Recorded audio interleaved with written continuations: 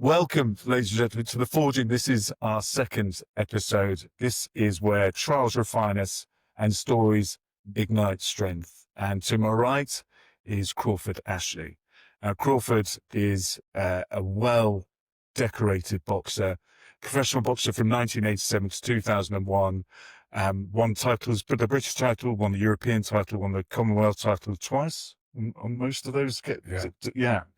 And has fought in 3 world title fights too. So a phenomenal ways. At 3 different ways.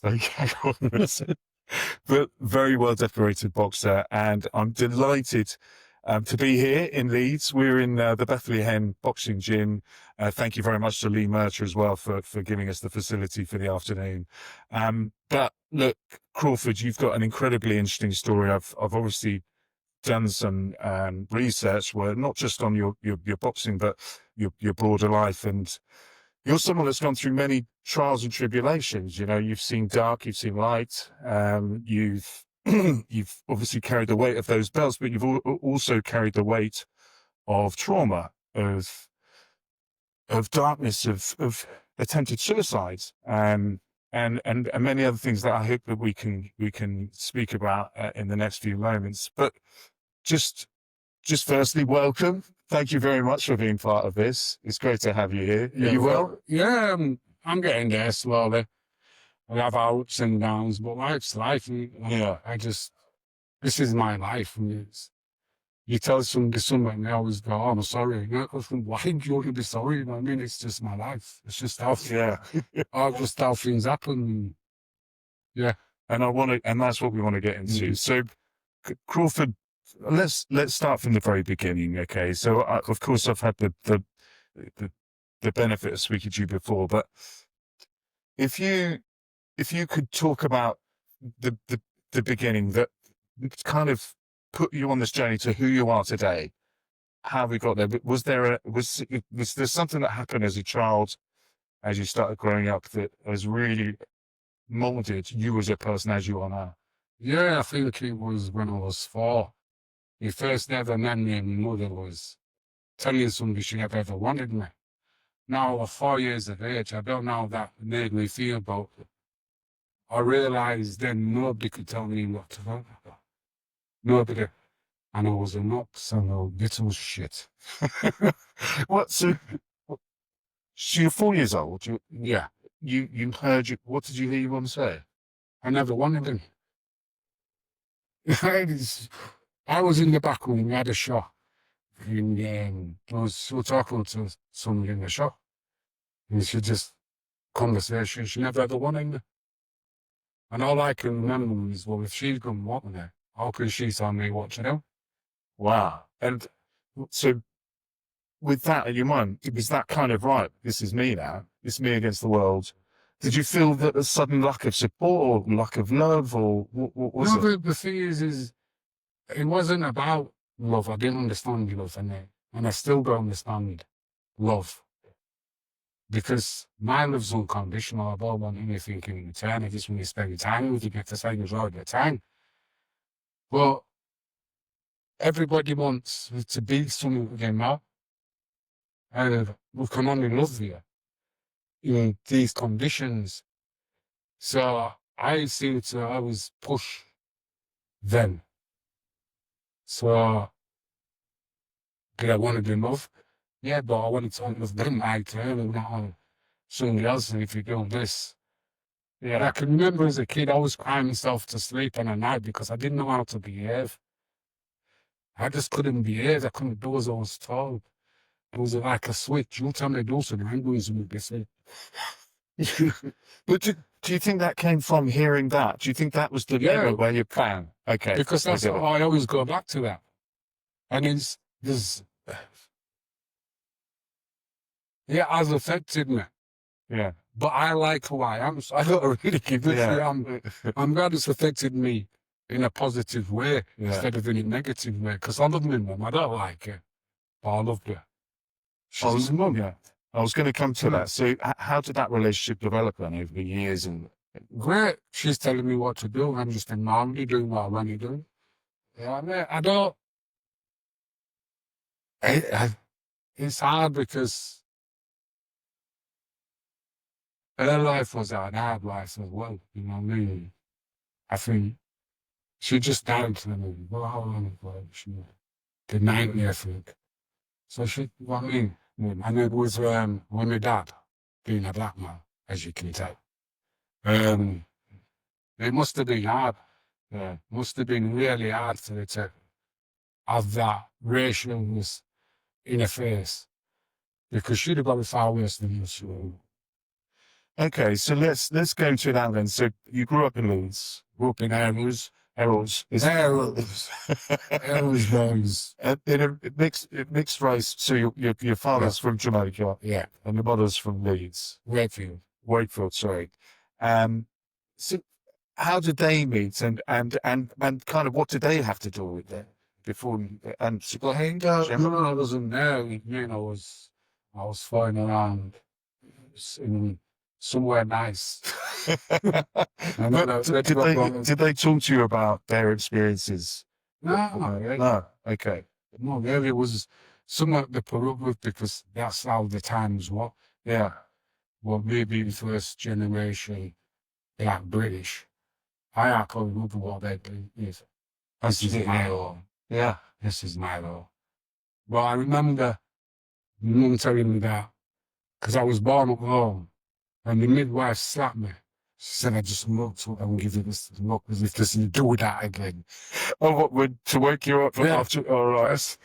I didn't cry. I never felt I had a very high pain threshold, which I don't know if it's a good thing or a bad thing.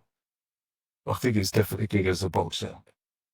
Yeah, but he had 5 and 6, he's 7, and you're very damaged. And I remember going to the hospital one time, and the doctor asked the mum to go out of the room, and he started asking me about all my scars. And that when I was thinking, this I fell off this all did this and this way. And I had a death wish.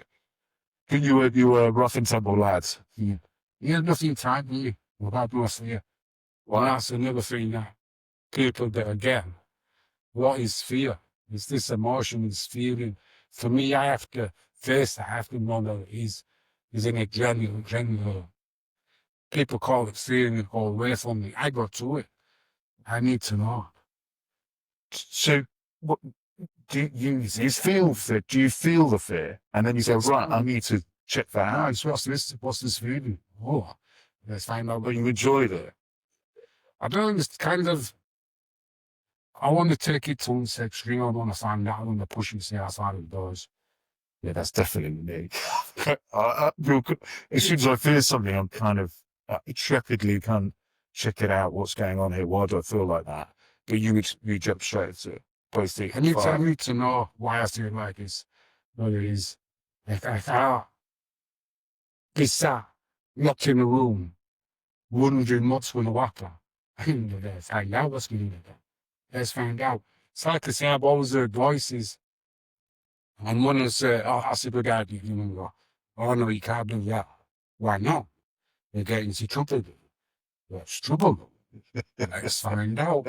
I mean, it's always that little voice that, let's find out. Yeah. Wants to know. Yeah. And that's the one that pushes you. How good are you? Let's find out. Okay. And you need to know. So, talk about. You're going to be in trouble, you. What's trouble? Let's find out.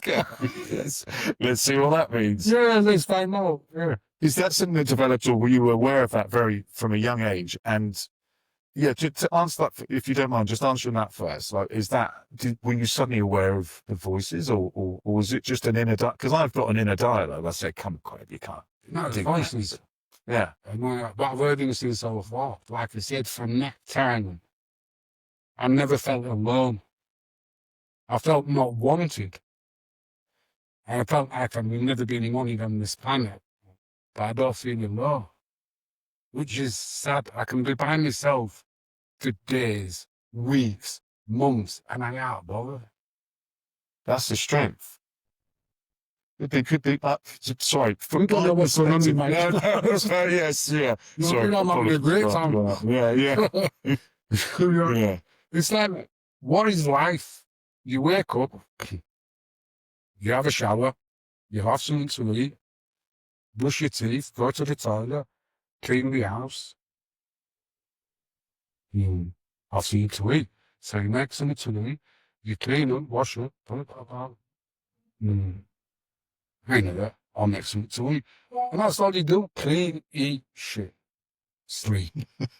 and work and all that. Now, you see, work is brought in to stop you from finding out who you are, you see.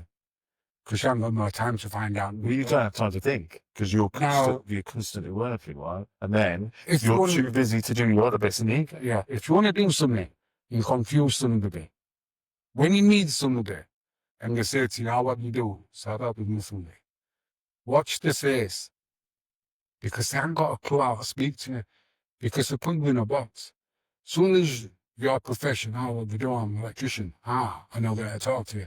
I'm a student. What are you studying? Now you know what level to talk to them. I don't do nothing. What level can you talk to me?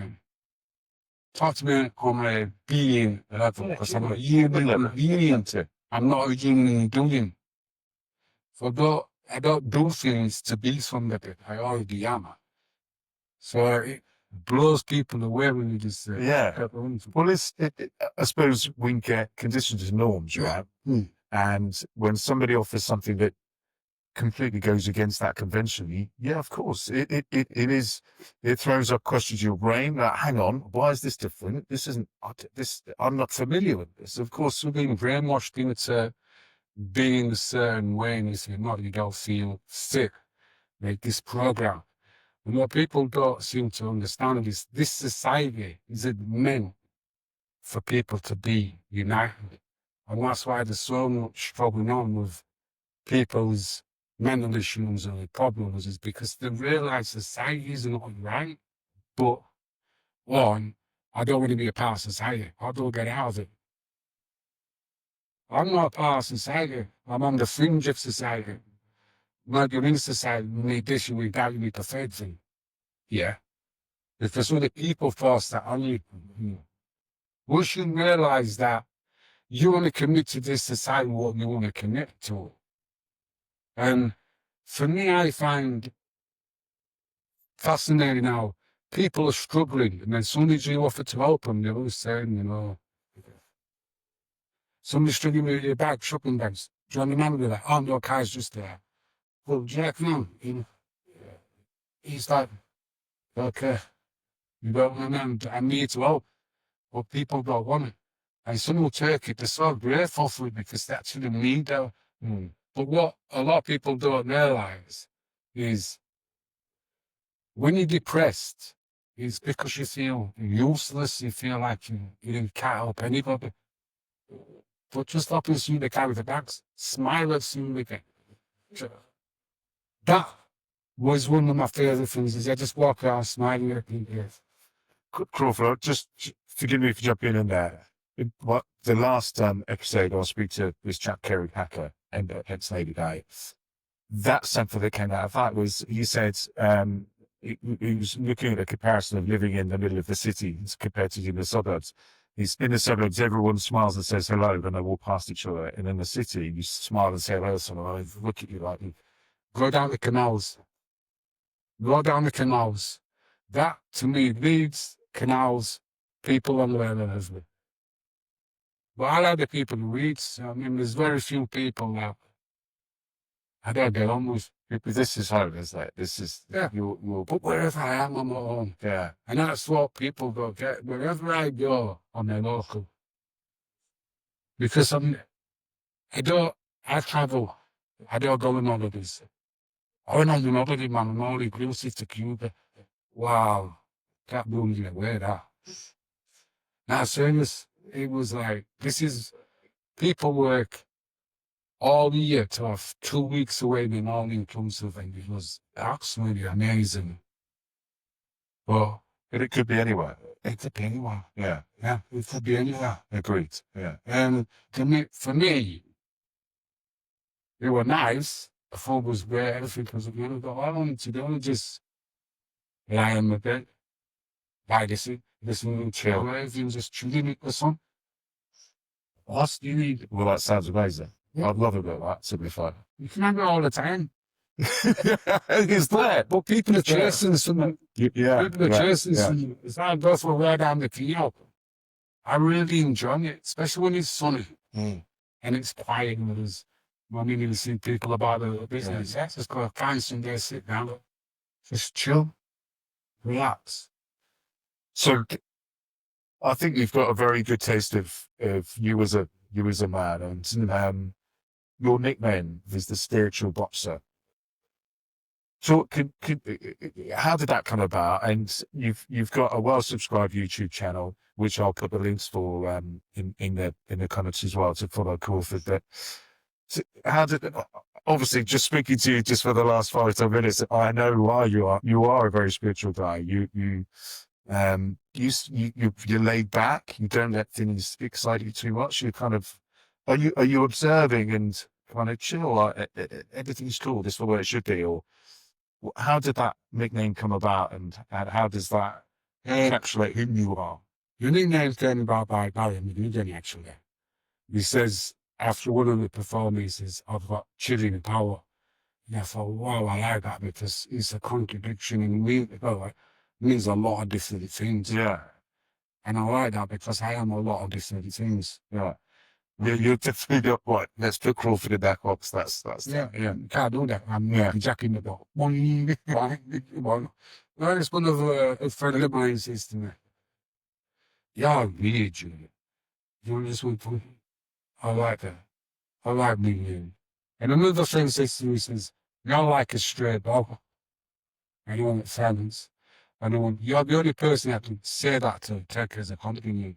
Well, I knew exactly what I mean. Yeah, I'm not where I'm not. Man. free. Yeah, I go where I want. You know what I mean? With music, you come. You're interested. What music? Wowzers. And people go, who do you need in this world? Who do you rely on? There's only one person you rely on, it's yourself. And my best one is, who do you have to live with 365 days in yourself.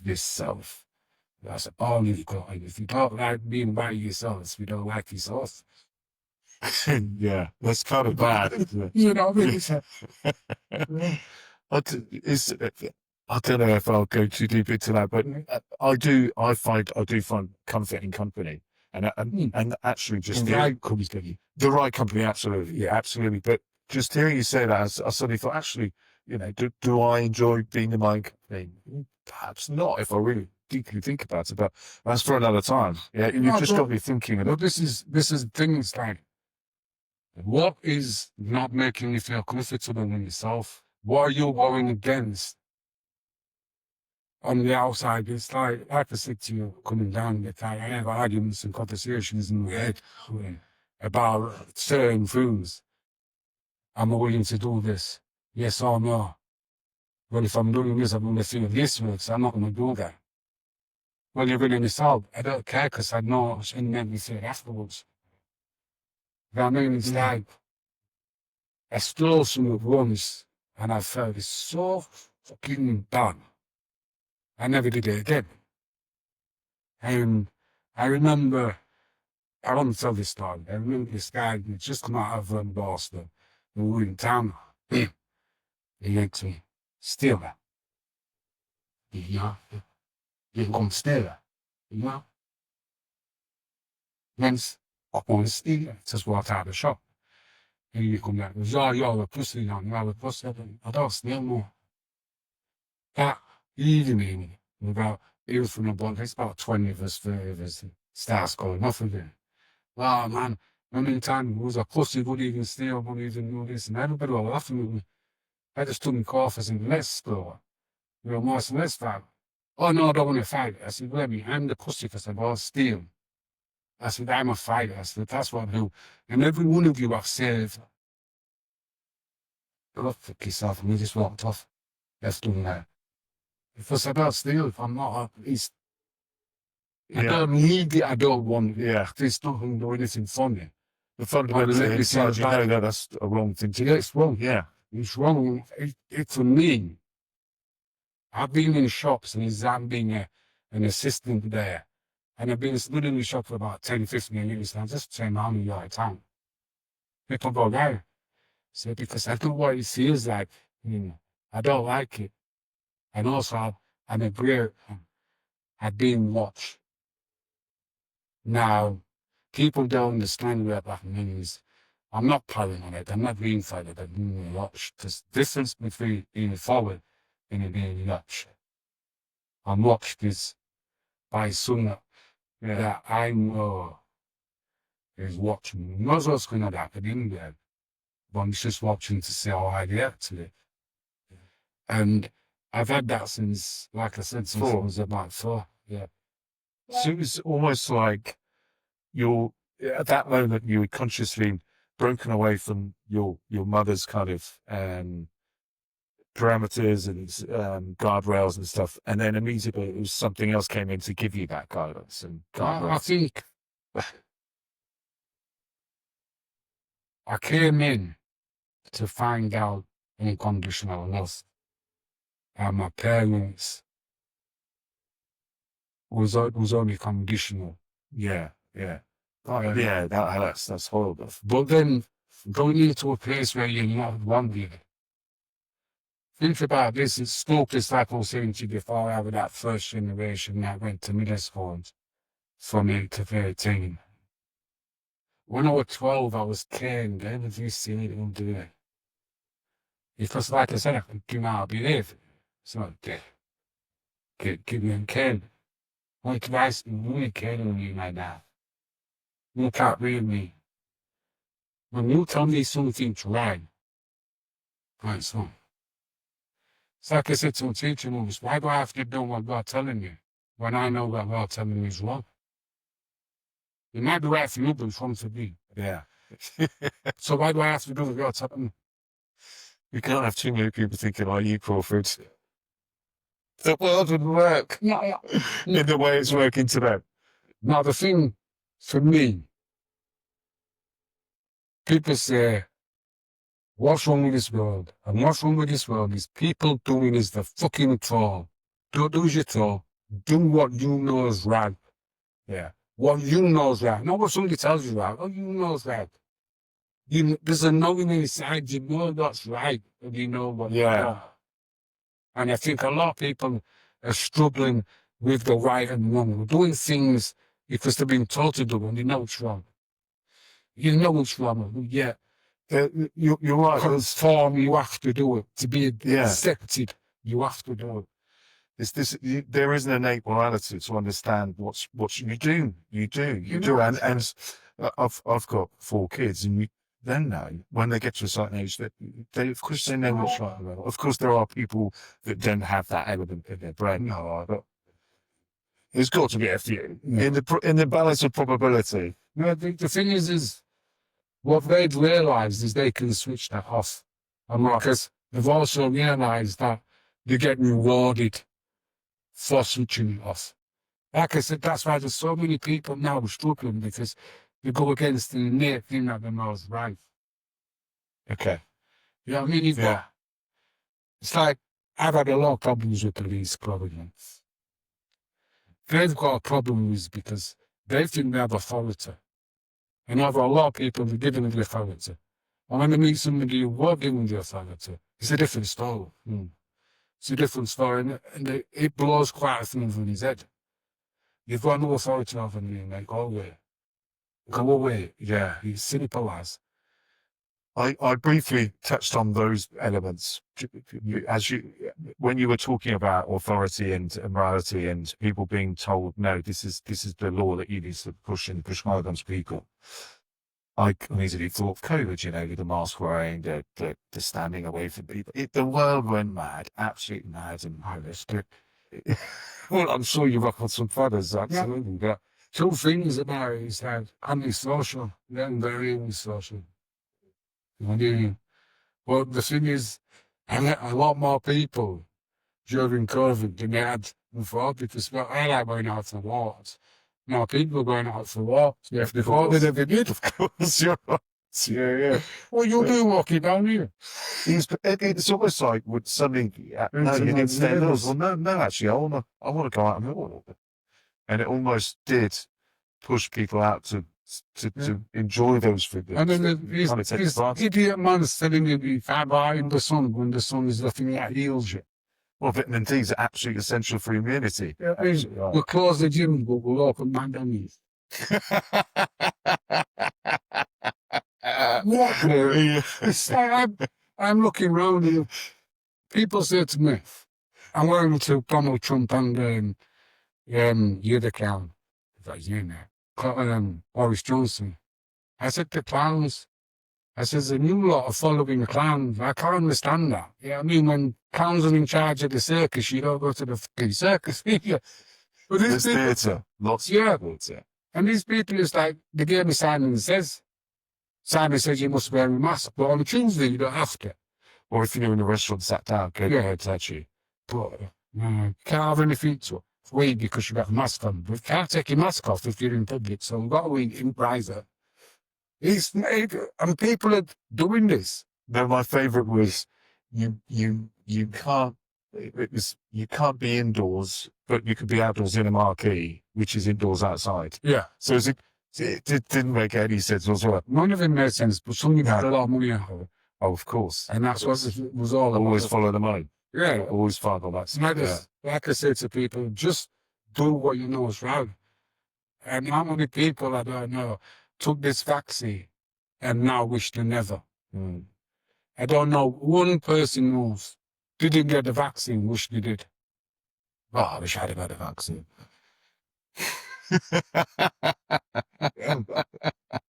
Another one, this is how stupid people are. You're vaccinated, yeah? Why are you worried about me? You know what I mean? Yeah. No one's going to catch you. I remember that, and it was the argument was, well, once we're all vaccinated, then we can all go outside and enjoy life. And then people then started talking about forcefully vaccinating the people that weren't, and that I started getting very worried about that narrative of people thinking that's okay. That's okay to force this medical procedure on people that have done a bit of their own research. You thought, well, I've had it. I don't believe I need to have it. And then saying, well, no, let's limit their life until they fall into line like we have, you know. And that was very difficult. And we saw that happen very quickly. That's from fear. How frightened the people are of living life. They're so scared to live. You know what I mean? They're frightened, they're dying, but not even fucking lived. No, they haven't not one. I remember being with the psychiatrist, and I said to him, being alive, I don't want to survive. That was just before the crash of the bike. And he looked at me and so I know what life feels like. And these people have got freaking 12 license. You get on the treadmill of life, and then suddenly everyone's kind of on the same path in a different way. They're different jobs, but ultimately it's a similar experience. And you remember, depending on the month, I was 18 and I was taking this out. This old guy was 36. And he says to me, in a blink of an eye, you enjoy your life. And I have. And it's gone by fast, man. It's going past quicker now. Fast. It feels so good. Sorry, Crawford, there's bits I really want to talk about, because firstly, so I want to bring it back to the boxing bit. So you talked about being at school and being caned, and you were always falling foul of the rules in school, and it felt like society just kept slapping you down. So how did you find boxing, or did boxing find you? And then when did you know you had a skill and actually this is good for me? This I am going to be brilliant at this. Did that ever happen? No. I had to go. It was someone my dad said I had to go to the gym 3 times a week. I couldn't play out. And so it was a conditional. Yeah. I was 7. And it took my brother who was 11 then. And I was messing about. This is what he told me. I was messing about and more than falling out bars. Yeah. As a gymnastics. Yeah. We carried away a massive gym. It was in the Baines factory. Had a massive gym in here. And I was climbing up on there. And I fell off. And he landed on my head. And I just got back up. And he climbed back up. And he got back up. And he just sat back up there. And one of the trainers said to him, if you come with him on this. They must have seen something. Well, then I had Tommy Bergen, who was a boxing coach. Yeah. And Dave Buckle was more of a fitness, but he knew all the dirty tricks, hitting on the blind side of the left, and how they swinging his arm out, they dislocated it. I knew all the dirty tricks. But what I liked about Tommy is when he used to have sparring with, the call was over. And he'd ask me what I'm seeing. Okay. So when he said to her, and then when he come back to the corner, he'd tell him what I had to say. And then he walked and he said, so I was out like, when this is like 7 or 8, my opinion, somebody hard. And then I got to school, I had my opinion. Well, God, listen to me. Yeah. I got to listen to you. So suddenly you this was where you were at. Well, this is where suddenly realized my opinion mattered. Yeah. But it matters to me. They valued you. Yeah, that's it. Listen to me. Yeah. And, that sounds a bit, I tried it. Was that a moment in this? Was that one of those really interesting moments you thought, No, this is what we're just normal. Right. To me, it was a part of the boxing. It was about the learning game, about watching, looking, seeing other guy doing different. Because I'm not allowed to spar. I'm only 7, 8, 9, 10. And then what was learned through that is like, if you're getting it, you're doing something wrong with. So you learn some move that and subvert and all this, like all this skipping, everything. Things was explained to me when we started. My first fight, do you know you didn't go to the toilet a lot? Do you know why you didn't go to the toilet? Funeral a lot. Yeah, well, it's your body is expelling all your fluids, so you're ready to fight for battle. Yeah. You're not frightened. Your body's preparing for battle. I knew that. All these kids are frightened. I'm not. I'm preparing for battle. That's where that fear comes in. What's all this? I'm preparing for some. That's we know it is. And then, got out bad. What's the worst thing that can happen to me? I can die. That's the best thing I've been running to die since I fucking care. To that. So what I'm saying, so it's like, most people are frightened of what? But they don't know. That they don't know. Yeah. But when they know, there's no finding one. Yeah. I had a bit of a more shit thing when I was about 35. I was in I was going through my fleet board, which is to go from midshipman up to sub-lieutenant in the Navy, and we had to prepare a presentation that we were going to deliver to the board, who are senior officers. I think they went up to a captain, so there's a 4-ringer, and I was in my head I was prepared to deliver a presentation to them. That was fine, but beforehand we had a Royal Marine captain and he was looking after us, and this was like the day before the fleet boards, and he said, right, everybody's, after lunch, everybody's going to deliver their presentation to the group. It's voluntary, so we'll do that after lunch. And I was stuck on to it's voluntary, because the thing that scared me the most was failing and looking like an idiot in front of this group of people. And by the way, I was probably one of the oldest midshipmen in the Navy at the time. But I remember then thinking, oh, I think I'm an absolute fucking idiot. And I was just, because I've put them all on a pedestal. I thought they're younger than me, they're smarter than me, they're fitter than me, everything. And when we came back to the captain, I forgot his name, but he's brilliant. And he said to me, right, we'll go, sit in the right, we'll go from alphabetical order. Butterworth, you go first. I said, thank you, sir, but no, I'm all right, thank you. He said, I beg your pardon?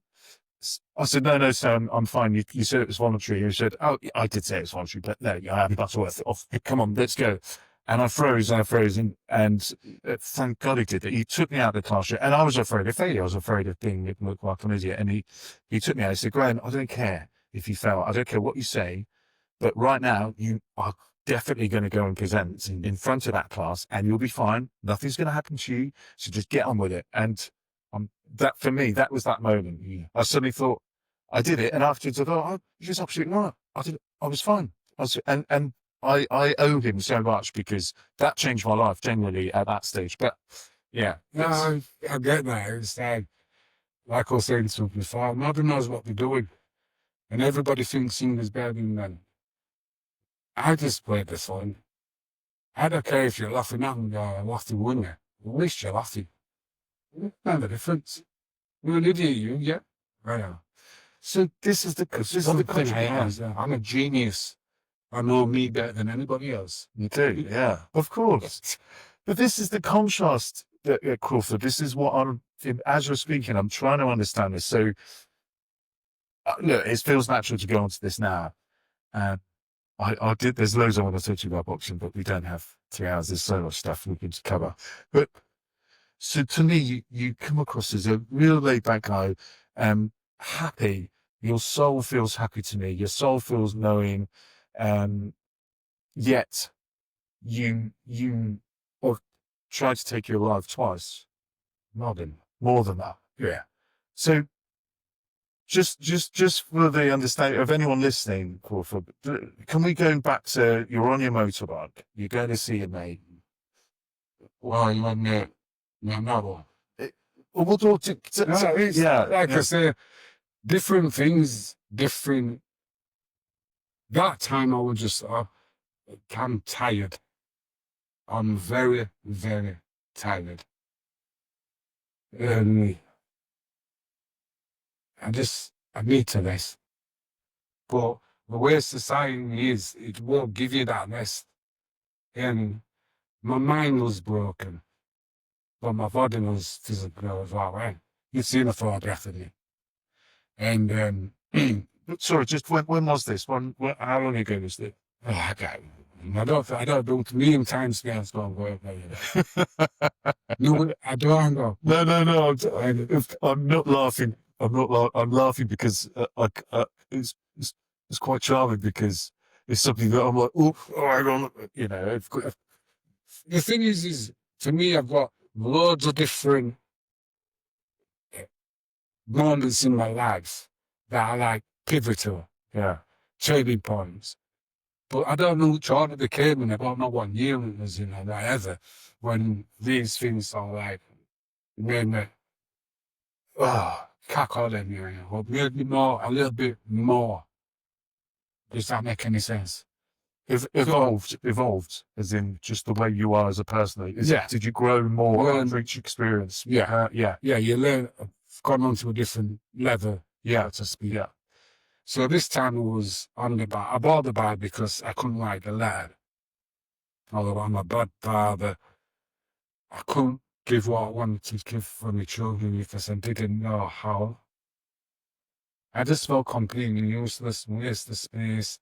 I'm taking too much home. I don't want to be here. What's the point in being here? And it's, how can I write a letter to my children to tell them it's not their fault? It's just what I see in society and I don't want to be a part of it. And I couldn't work out in this. Anyway, let's get more about that. The light biking over, yeah? And if it's crashes, it's an accident. Yeah, all right then. I see it's good then. Saying about bike. Taking it down and then I was going to see a friend of mine. He was on the M62. And he thought, if I crash the bike tomorrow, I'll be dead. I looked down and on the 65 and his face says, leave it till it's time. Following week, coming back on the other side of the road about 10 o'clock, there was thing George at that time. It just finished raining. And it was about 9:30 and the road was clearly clear. I'd say 500 yards. In front, there was a bend, a curve. And I looked down and I done 80 and I thought, okay. And I blipped it. And as I blipped the accelerator, shut off, this voice just went, this ain't gonna fucking Bullshit. Yeah. That's what the voice is, and then everything just went black. And then I'm going down, there's the barrier there. And as I've pushed off like that, everything went black again. And I'm on the floor. And there's a guy, I ain't got no nothing, there's a guy over me that says, around his foot, you're all right. And he just went, you know what, don't fucking mad me. Oh my God, you even got them fucking mad me. See, and then next thing I went in hospital. And then I had about 3 operations, and then the guy came to see me. And he says that I've lost a finger. He said, you nearly lost your arm. You never use it. He said, but one of the guys recognised you with vocals, and I think you'd be better off with your arm because without your arm. And when he said that, this little voice came back in there and went, you don't know what's wearing in the honest. And that was it. And from then, I had a purpose. I had to get better. I had to become better than I was before. I had a focus now. But I also had an excuse to rest.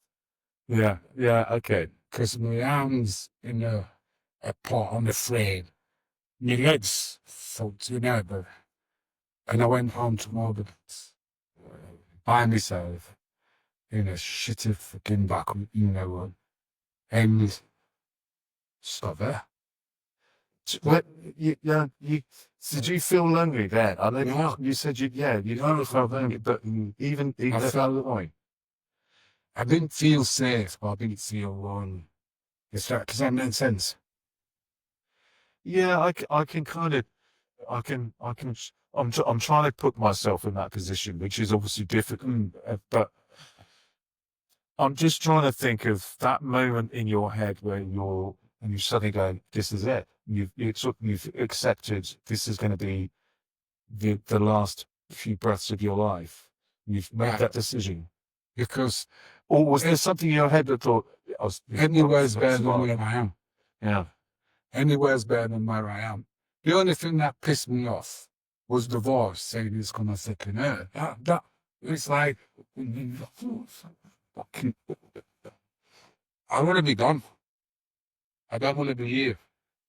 Well, it was like, this is not fucking here, this.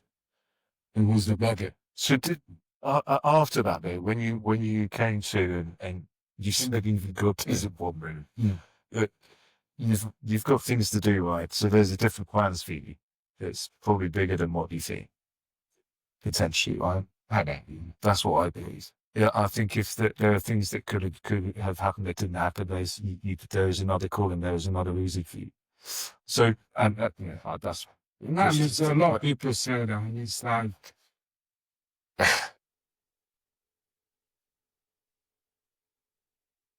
I've just got to be me. That's the message I've been kind of like given. Just be me. Just be you. Yeah, be authentic. Just be yeah, you. absolutely. I got you. Just be you. And it's so easy to wake up and be yourself. Yeah, I mean, it's just fantastic. You can really get when you get in trouble. Yeah. That's the thing I found. Being yourself gets in trouble. And there's one thing I want to say that really kind of like shocked me.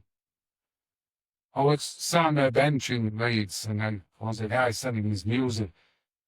And went to this woman to buy the she looked at him like he was mad as thing. He went, I'm not mad. I'm just happy. And I thought, flipping hell. In this society, you have to be mad to be happy. Yeah. How can you carry a smile around the day? There's something wrong here. Yeah, you're mad, you're always smiling, you're always happy. I'd rather be mad. Just coming back to that though, was there a moment after that when you were recovering, you're thinking, why did you do that? Or were you thinking, I'm glad I did it. But did it make you? And you said, did that make you stronger? Did that develop you more? I realised pain. Pain is a great teacher. Yeah. Pain's a fantastic teacher. So I'm glad. So there's because what pain does, it brings you into your body. It brings you back into yourself. I had a conversation with the player. Will I miss you when you're gone? I think I will. And then the player went, well, it's found out and disappeared. Well, that connects you to your physical presence. Yeah, that's what I'm saying. It's like you said to me about why he's boxing and spirituality. It's because your whole journey in this life is to find out who you are. How can you find out who you are unless you challenge yourself to things? You don't know who you are, you don't know what you're capable of. Because everybody tells you you can't do something. Well, how do they know? They can't do it, but how do you know I can't do it? I can do it. Completely, really. Comfort is our biggest enemy. Yeah. And I just think, I want to know. I want to know. How good are you? I don't know. Let's find out. How do you find out? Well, so that's genuine for me because I've looked at your boxing career, brilliant boxing career, and let's go back to '93. You're 6 years in as a professional. I think you'd already got your first British title though, and at 3 weeks' notice, you were sanctioned to fight in a world's title fight. What happened there is I left Barney Eastwood. And I got a phone call from Frank Owen. Because Barney was at the club, but Frank Owen was at the club. So I've gone to beat Frank. I've come back. He said, could you do something with it? Well, yeah, I did, yeah. He said, I got no world title fight in Vegas against Michael Nunn. Well, yeah. Sorry, Michael Nunn was 40-1 at this point. He was the Floyd Mayweather of his time. Yeah. In the not remember got me by James Tony Whiteside. But he was beating Tony against a lot of Kenya. So, and I forgot, Lee actually told me, I did in a car crash and I had some broken ribs. And all I just said to us was, oh yeah, oh wait a minute, I ain't got a trainer. That's all I said to Frank. I said the fact I ain't got a trainer. I said, like these ones. And then I met Bob Podgy and I had 3 weeks to clear. And like I said, I forgot about the car crash. I forgot about the legs. Went training, went to Memphis. And boxed Mr. Michael Munn. And give him a fight. And you've had 3 world title fights different ways. And each of those you gave everyone that. No, the Virgin Owen, I mean, because they pissed me off. What did you get witnessed? No, they pissed me off. I just don't do fucking nothing. Got in the changing when it's warmed up and ready to go. I didn't know this all actually be all the time. Glove go, warmed up, nigga. And I see there an hour. I felt and what you live for this. I was asleep for about 4 hours noon to hospital 11 to the celebration part. But I'll say this, the fight should have been a draw. It never been. The fight should have been a draw, but I couldn't have took his title in that performance. So for me, that one he had. So to me, my fair decision should have been a draw. So, but coming back to Nunn, you're still a fairly young professional. Yeah. What was that like? Suddenly being top of the card over in the States against like you said, the Floyd Mayweather with that generation. Were you nervous? And you've said you didn't have fear. So was it more excitement? This is how I'm going to assess myself. I reckon. I think I'm up there. The thing is, I had a brother 4 years older than me who was an ABA champion. I had to spar with him. And like, being the little one who wanted to get over being able to let happen. So I used to get bad. Yeah. This guy can't, you know what I mean, do anything different. And he's like, yeah, well, okay, let's go. They're all going to be looking down on me. And that's what actually shocked him. As you were the underdog. I was with the press conference and we were talking about he's in this fight. And I just went, I don't know what you're talking about. You need to fight about get through me first. You bad it through you and blah, blah, blah, blah. Whoa. And the guy says, Crawford had to come up and just says, thank you, Mike, off from down and over here. I haven't come all this way to lose. I've come over here to take your Tylenol. You ain't taking shit. I just sat back down. I just sat back down. I'm not interested. And he just called up and he says, where I'm from, talk is cheap. I'll see you on 3. And then Angelo didn't go because they could see that they weren't phasing me. Yeah. And the reason why they wasn't phasing me, because I was watching myself from the time. You know what I mean? I had an out-of-body experience watching me before. And then Angelo didn't go with me, says, I think Crawford's there is dangerous. I want his there cold. I just go up. I said, the only thing that's serious about me is if you want me to come, there's no sign.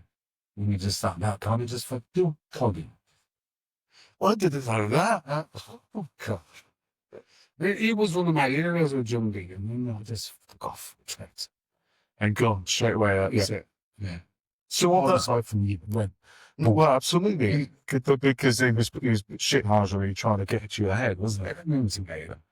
No, I know, but that's what he was trying to do, right? I had a guy trying to do me at all this, and it was weird because I got this duck coming up me. I'm like, get on me head, I'll lock you in there. And then,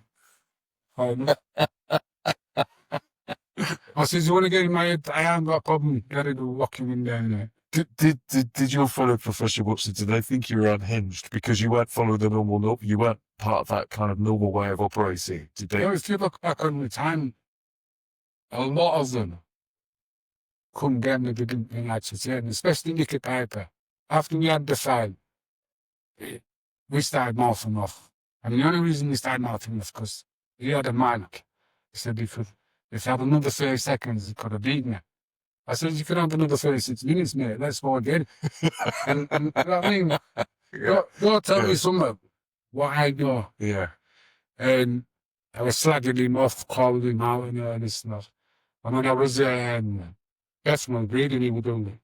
Finny, he's walking out to the toilet, and we walk down behind and he's looking at me, I can't do this. Like, oh, come on, Crawford. I went, Ricky, when you're ringing the bell rings, that's when you're in trouble. When you tell them you don't have a problem. Looked at me like I'd been an idiot. And me and Johnny Nelson had the mouth to mouth. And then we were a boxing doing all these, slagging each other off. Yeah. Having a laugh with each other. Yeah. And people are looking at us and thought it was still enemies. And Yeah. I said, let me know the game. You respect each other. Yeah. When the bell rings, I'm going to win. It's simple as. I'm not going to slag you off, but all I'm going to respect. It's simple. Yeah. It's not personal. It's not personal. Yeah. It's going to win. I mean, don't make it get in the ring. Yeah. Of course. But you're there to beat the other man. Well, he's there to beat me. Yeah. I'd have a problem with that. But I have a problem with all that slagging each other off. Sludging.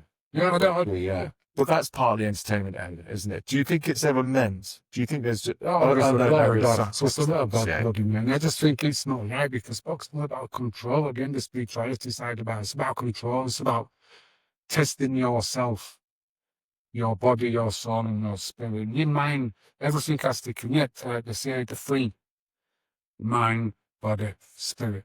It all has to connect together. Your mind and your body have to work together. You can talk to your body to get your body to do certain things. But the spirit has to be in those. And it's like, that's the time when your body's there and your mind is tired. It's done. It's like, We've got this. Yeah. We've got this. Yeah. We've got this. We can do this. You know what I mean? So them three have to be connected to become one. And that's what I'm saying about boxing and spirituality. Once you know who you are, I know who you are. So what you were just talking to me, the word that was flashing through my head is resilience. And that's the spirit don't feel pain. but The spirit can tell the body and command the body to do more than the body believes is capable of. And then the mind just gets out of the way. Because now the spirit, the mind is to keep you safe. That's all the mind's job is, to keep you safe. The spirit is to then explore, push you to the boundaries of it. We've got this, yeah. Where's the life you want? You decide to feel. So this is the bit that I'm struggling with understanding you, Crawford, is because you've had so many you had a bad hand dealt with you in terms of these events that happen. You talk about your mother, and I know you don't view it as about how you said, no, it's just the way I've developed, and this is why I am who I am. But lots of people would have potentially gone completely the other way at that point. But it's almost like that gave you a strength that other people never really tapped into. Your dad said to me, I wasted my life, right? I was in Jamaica, and now I'm a thinker. I like thinking. And for 2 weeks, I thought about that. Then I said to him, Dad, what's a wasted life? I said, what's a waste of life? I said, living somebody else's. This life I've lived on my terms. Every decision I've ever made, every mistake I own, because this is my life. I haven't missed it, I should live it. Yeah. Unapologetically, it's I've you. lived my life. Yeah. I'm not lived your life. I haven't lived others giving mission to be this, yeah, but I want to be me. Yeah. I have to be me. That's, I like me. Yeah. There's nothing more authentic than that. I like me. Yeah. But and that's the other bit that's for me is contradictory a bit, because when we've spoken on the phone as well, Crawford, I can feel that. I can feel the peaceful nature of you. I feel your warmth. And then I'm trying to comprehend why. I know that there are certain elements within your life that unbalance you potentially to push you that way, but you don't regret that initial motorcycle incident? But no, if I had my life over again, you'd be in. It has to be in. It was part of your growth but it could have gone the other way, right? You wouldn't be here today. I'd be back where I wanted to go. Well, what I'm saying is that for me was, what are you actually capable of? What is this body actually capable of? I'm sure they can do understand that. Yeah. You can't do handstands. I can do things with this hand which I shouldn't be able to do. I can't be honest, that's the only thing. But apart from that, everything's good. Everything's good. Still body movement, you still sit. No, definitely. We just had a little, not even a shadow box, and you were bouncing around me. I was thinking, I would get near you now. I would get near. I know, but no, because I'm natural. Right. I eat natural. I listen to my body. I stay away from the lean. I stay away from all that shit. People say I'm a vegan. Yeah, I am. But if I knew where the meat came from, it wasn't being injected with human growth hormone and any of that shit, chemicals, it was natural. I thought, yeah, so it's still genuine organic. That's lived the life, yeah. Yeah, some of that's lived, some of that's not lived in fear on Friday. You know, all these fucking shit injected into it. And then when they go to get killed, they get stressed out. I mean, listen, you're eating that meat. Yeah. And then you're eating shit and when you go by. Well, factory farmed eggs, Everything. eggs, Yeah, it's all milk, everything, yeah. It's all shag, and it's all to keep you in this lockdown where you're fighting to do anything. You're fighting to actually live. You're fighting to challenge authority. Like you said, a lot of people love lockdown, being told what to do, but they can't comfort of when Taking choice away gives people comfort. Well, then That's what I found, so. Because they've never had choice. At school, they've been told what to do, how to do it. And if you conform, you get, You get style on your book. Yeah, you get put there. Then you go to university, go to college, then to university. Then what do? You go back into teaching. So you go just in the education system. Yeah. And those who drop out, get into the factories, you really can go do a degree and be working in McDonald's. Yeah, that's absolutely. If it's a non-vocational degree, yeah, that's. Yeah. Or you have to go back into teaching. So it's just that perpetual circle of the biggest con of the moment is university and college, and how much money they're making out of education. If education is so important, it should be free for everybody.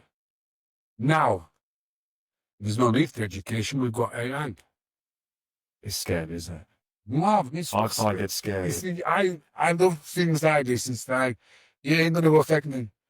Yeah. I mean, I'll still live my life. I'll still go down the beach. I'll still go for swimming this now, though. I'll swimming this thing. I'll be in there. I'll be chilling out. Yeah. What? You know, not bother me. I closed the book because I was trying to keep to a certain structure, and I know that's not the flow. That's not the flow. I just want to come back to the boxing thing. Yeah. So you had a very successful career, and It would be would you go on? It would have been better if it had been for the father people that I was supposed to fight. So I know that you wanted to fight Hines 3 times, 3 times occasions. He pulled out. Yeah, 3 times. And the last time they pulled out, they had to give me $10,000 before I even started training. And then the court, then they lied. They said I pulled out with a rotor cuff injury. I didn't even know what a fucking rotor cuff injury was. Did you ever speak to Hans about it? No, because it wasn't nothing to do with me. And I don't think he'd have gone through with the fight. It was down to his styles. No, it was down to when we was through and it was getting lower. I went over to do, try to do a press conference to manage the fight. They can't intimidate me. And people try to intimidate me and impress me. You can't for me to do that. You know what I mean? It's just impossible. And people go, why? I said, because I'm impressed by authenticity. Well, you are. Be you. I like you. You know what I mean? If you must slip, sign it off. I say, because God is able for you to be honest. And the truth from him, kind of be yourself. And why do you have to be someone? Like, well, that's what really impressed me. Yeah, well, you can't be impressed with boxing right now. I mean, as we know, promoters will choose the right fights for fighters because they want to see their continuous work. I'm proper pissed off with boxing because they're killing the spiritual element of it. Finding out who you are. Now, if you've got a good kid, you can be fine. But he can't sell tickets. He's got to lose. He's got to go on the road and lose to somebody who can sell tickets. That's not fucking boxing. That's not boxing. And I don't want that. I'd like to promote shows. I've even had an announce for it. I did it. No, I forgot. So now you don't mind me. No, but It was called. Forgot. No. But you talking about the hands thing. Do you think life would be different had you actually got that opportunity to fight hands? Had it been. Yeah, I feel that as well.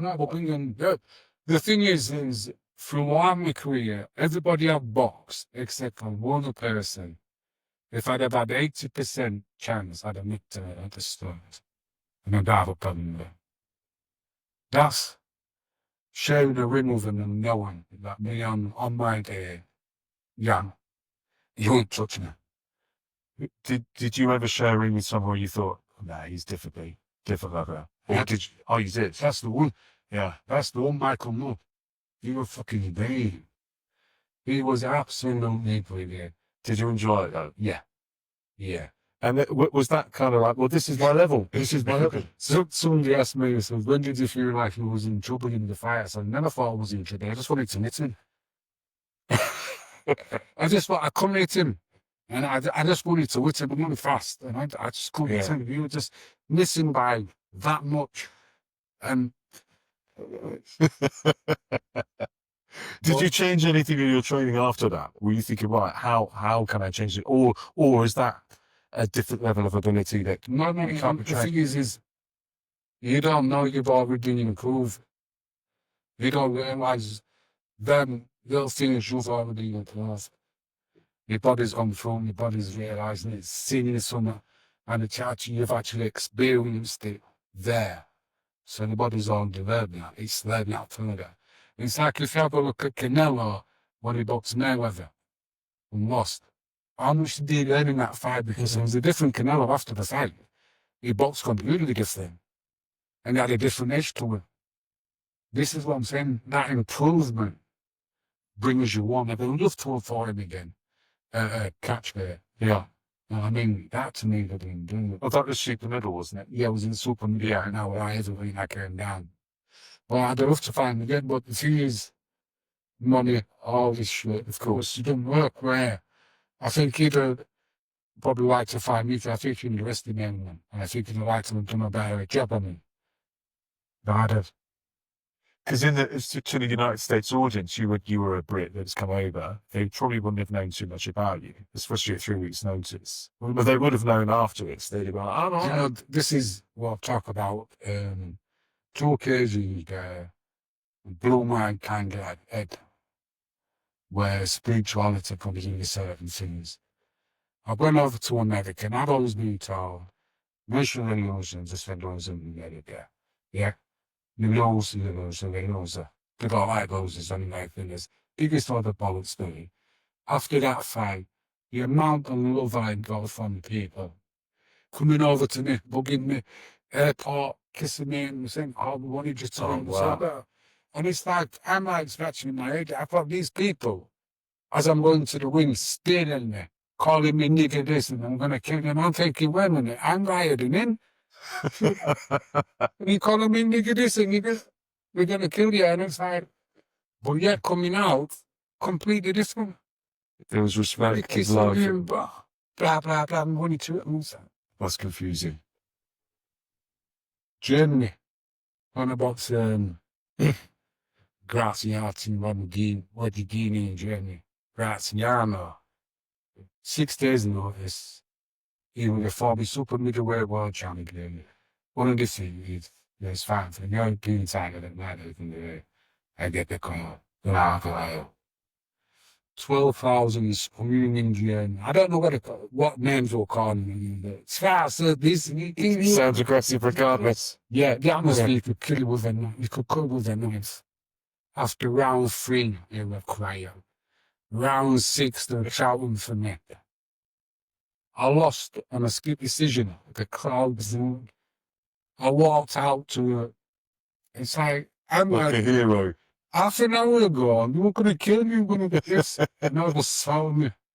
Yeah, and you won them over. They saw me because why? Because I went in there and I was honest. Yeah. I gave everything. You paid how much? 5 million quid for me, I'd see. But I want to see somebody go up and fight and give a fight. Yeah. Yeah. That's what we do. Yeah. That's how we do it. It's like, and I'll say this to any boxing now. When you fight, you go into a ring, any show, make sure people are talking about your fight. No matter where you are on the card, get them to talk about your fight. Put on that show, absolutely. Plan the show. Make them talk about your fight. Yeah. They're going to talk about my fight. Oh, did you see that fight on the card? Oh, God. Yeah. And that's a mindset going into the fight. Is that the mindset's not, oh, what if this happens? The mindset is, this is going to be it. We're going to talk about It's that positive self-talk that lots of us don't tend to do, actually. But you know what this is? Where I am now. This is Bethlehem Gym. you know, the ring. The ring, yeah. No matter where the ring is, I'm going home. So how can I be frightened to go home? What's happening out there ain't nothing. I'm at home in here. I know what I'm doing in here. This is the only place I do know what I'm doing. That's why numbers are no problem, because I'm at home in the ring. Do you find that now? So you're forgive me for saying that you're born in 64, so you're 61. 60 now. You look marvellous, by the way. Thank you, Finley. I feel marvelous. So do you? It's just my legs a bit. You're it's fine, mate. Well, what's do you still work in the gym? What are you doing now? So now, boss. Well, he's got to that stage now where he's teaching himself, like I said to you before. I like teaching people who've never boxed because then there's no box to reenact it. Because 80% of what we're teaching won't work in a ring. Doesn't work in a ring. So you're wasting, like in 10 years, I could teach you what you learned in 10 years into it. It's that simple. And it's because I get rid of the shit that doesn't work. So do you not work with any pro boxers now to help them with their journey? Because you've obviously got that experience that you can apply. See, what I find is a lot of jealousy, there's a lot of what to call it, imposter syndrome. Yeah. In boxing, in training, in coaching, like he says, a rugby player playing rugby, you know the game. As an observer, I know the game as an observer. I don't know what he's as a player. So as a coach, do I need to know it as a player? Yeah, I think you can. Yeah. I think there's certain times in a game, just like the certain times in a fight, when your fight comes back to the corner, there's certain things you need to say because you've been there, you know. Absolutely right. I agree with that. So for me, once I get the basics and the foundations right, I don't care who to go with. It's like when you look at all these great trainers talking about Angelo Dundee. He wasn't a great fucking trainer. And you can listen to him in my side with Nunn. It goes back to the corner, Nunn.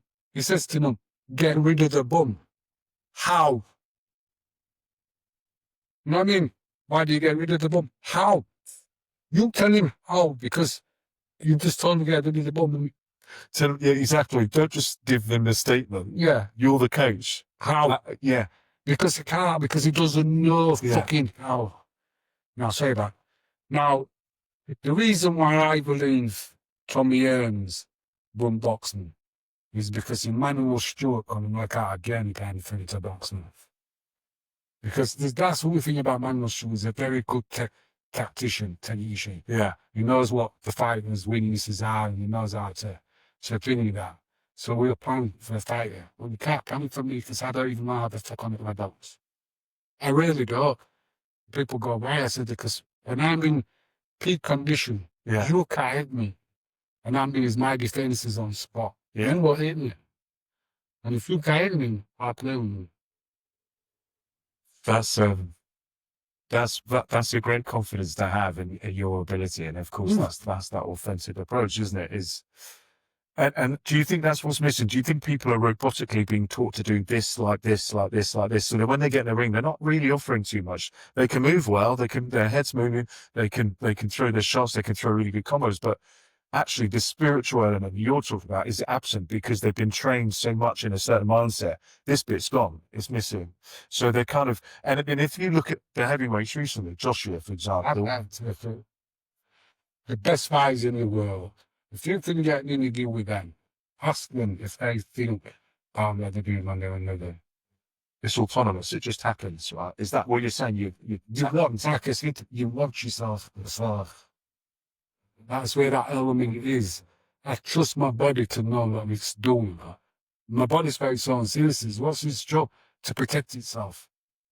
You're a boxer to hit and not be hit. So I'm working on the defense. Like none, they'd miss by that much, but then it counters. So I have no problem with that. Don't think. I'm not thinking. I'm observing. And I was fine. How can a coach teach that? You can't. Yeah. You can't. It's like,